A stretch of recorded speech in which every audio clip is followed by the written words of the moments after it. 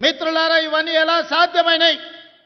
ఇవన్నీ సాధ్యమైనాయి అంటే నిండు మనసుతో మీరు ఆశీర్వదించిన కాబట్టి ఇరిగేషన్ అండ్ ఎడ్యుకేషన్ కి మొదటి ప్రాధాన్యత ఇచ్చి పాలమూరు జిల్లానే ఈ రాష్ట్రానికి దేశానికి ఆదర్శంగా ఉండాలి అని ఇవాళ మనం అందరం ఈ కార్యక్రమాలు చేసుకుంటున్నాం. రాజకీయంగా తీసుకోండి, ఇవాళ సీతక్క చైర్పర్సన్ అయినా, జూపల్లి గారి మంత్రి అయినా, శ్రీహరి మంత్రి అయినా, నేను ముఖ్యమంత్రి అయినా మీరు అండగా ఉండబట్టే ఇవాళ ఈ జిల్లాకి ఇన్ని పదవులు వచ్చినాయి. ఇవాళ మీరందరూ ఆశీర్వదించబట్టే మన ఆత్మ గౌరవంతో పాలమూరు జిల్లా తలెత్తుకొని నిలబడే పరిస్థితి రాష్ట్రంలో వచ్చింది.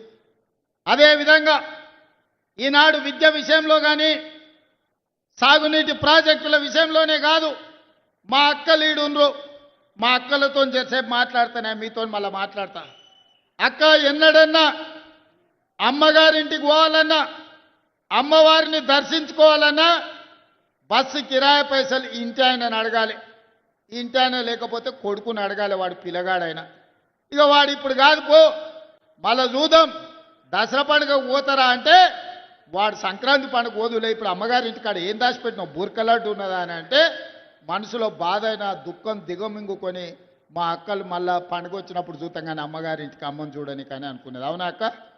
ఇవాళ మరి మీ తమ్ముడు మీ బిడ్డ రేవంత్ రెడ్డి ఆయనకి ఎవరన్నా బస్సులో ₹1 అడిగిరా అక్క? ఏడ చెయ్యి చూపిస్తే ఆడ బస్సు ఆపుతురా, ఏడ కావాలంటే ఆడ దించొస్తురా? ఇవాళ ఈ స్వతంత్రం స్వేచ్ఛ ఆర్టీసీ రాష్ట్రం మొత్తం ఆడబిడ్డలు ఉచితంగా ప్రయాణం చేస్తురంటే మీ బిడ్డ, మీ తమ్ముడో, మీ అన్ననో ఈ తెలంగాణ రాష్ట్రానికి ముఖ్యమంత్రి ఉన్నందుకే కదా. పడనోడు, కారు గుర్తున్నోడు, కారులో తిరిగేటోడు ఆడబిడ్డలు బస్సులో ఉచితంగా ఎట్లు ఇస్తారని ఆటో వాళ్ళని తయారు చేసి మీ వీరికి పంచాయతీకి తోలిను. ఏందే వాళ్ళు చెప్పేదంటే ఆడబిడ్డలకు బస్సులో ఉచిత ప్రయాణం ఉంటే ఆటో ఎక్కలేరు, ఆడబిడ్డలు అంతో ఇంతో రూపాయి కూడబెడితే వాళ్ళ పిల్లల చదువులకు వస్తాయి కాబట్టి అవి గుంజుకుంటే చదువు రాకుండా పిల్లలు తిరుగుతారని మిమ్మల్ని దెబ్బతీయనికి ఆటో వాళ్ళని నా మీదకి పంచాయతీకి తోలేరు. నేను చెప్పిన ఆ కారు గుర్తోని చెప్పినా, వచ్చినోని చెప్పినా, ఒరే నన్ను అంటే అన్నారు, తిట్టే తిట్టరు కానీ మా అక్కల దగ్గరకు పోయారంటే పొరకట్ట తీసుకొని, చీపురికట్ట తీసుకొని సింగారిస్తారు మిమ్మల్ని. సాయంత్రం పూట దొరుకుతారంటే సలాకి కాసి వాత పెడతారు. ఎందుకంటే మా మక్తల్ నారాయణపేట కొడంగల్ దిక్కు జొన్న రొట్టెలు మనం ఎక్కువ తింటాం. అవునా?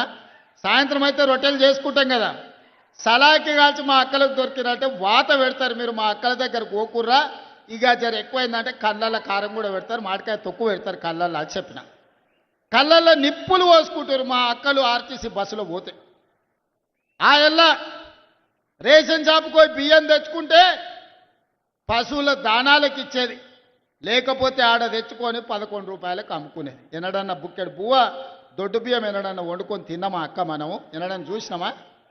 నేను ఆలోచన చేసిన, మా అక్కలే తినలేకపోతుర్రు, ఆ తిండి చిన్నపిల్లలకు, సంటి పిల్లలకు ఎట్లా పెట్టుకుంటారు, ప్రాణప్రదంగా చూసుకునే పిల్లలకు పెట్టరు, మరి ఏం చేయాలని ఆలోచన చేసిన. నా ఇంట్లో నా మనవనికి పెట్టే భోజనం ఏం వండుతుండ్రో చూసిన, సన్న బియ్యంతో ఆయనకు పెడుతురు. మరి నా ఇంట్లో పిల్లలు సన్నబియ్యం తిన్నప్పుడు మా అక్కల ఇంట్లో పిల్లలు సన్నబియ్యం ఎందుకు తినొద్దని ఇవాళ సన్నబియ్యం ఇస్తలేనా అక్క?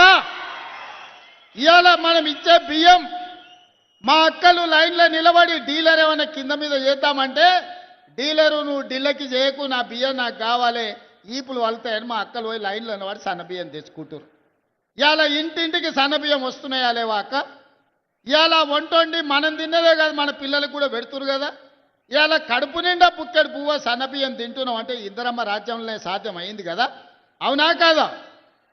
కరెంటు బిల్లు అలా మీరు ఇంటి పనో, పాసి పనో, కూలి పనో చేసి ఉపాధి హామీ కూలి పని చేస్తే వచ్చిన పైసలు కరెంటు బిల్లు కట్టారు. ఇవాళ ఇంటికి కరెంటు బిల్లు కట్టే బాధ తప్పించిన కదా, ఇవాళ సన్నబియ్యం ఇచ్చిన కదా, ఇవాళ బస్సు ఉచితంగా ఇచ్చిన కదా.